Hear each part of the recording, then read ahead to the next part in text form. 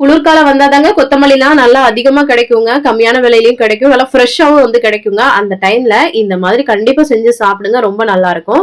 கொத்தமல்லி தழை வந்து ஒரு 2 மடங்கு எடுத்துக்கிறோம் அப்படின்னா, அத நல்லா வாஷ் பண்ணி எல்லாம் கட் பண்ணிக்கோங்க. அதிலே 1 மடங்கு அளவுக்கு கருவேப்பிலையும் எடுத்து நான் வந்து பாத்தீங்கன்னா வாஷ் பண்ணி வச்சிருக்கிறேன். அதுக்கப்புறம் ஒரு பேன்ல கொஞ்சம் எண்ணெய் சூடு பண்ணிட்டு அதுல இருந்து உளுந்தம் பருப்பு போட்டு நல்லா வறுத்துக்கோங்க பொன்னிறமா. நல்ல மணம் வரும். அதிலே காரத்துக்கு ஏற்ப வரமிளகாவும், பச்சை மிளகாவும் சேர்த்திருக்கேன். நாங்க கொஞ்சம் காரம் வந்து அதிகமா சாப்பிடுவோம். அதனால வந்து அப்படி சேர்த்திருக்கிறேன்.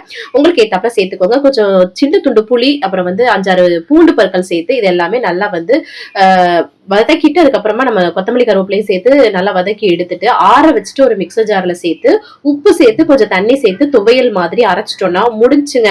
அப்படியே சூப்பரா இருக்கும். இப்ப வெயிட் லாஸ்ல எல்லாம் கருப்பு கவளி கஞ்சி எல்லாம் குடிக்கும் போது இதெல்லாம் வச்சு சாப்பிட்டு பாருங்க, செம்மையா இருக்கும். சோ நிறைய விஷயங்களுக்கு இட்லி தோசைக்கு எல்லாத்துக்குமே சூப்பரா இருக்கும். கண்டிப்பா ட்ரை பண்ணி பாருங்க.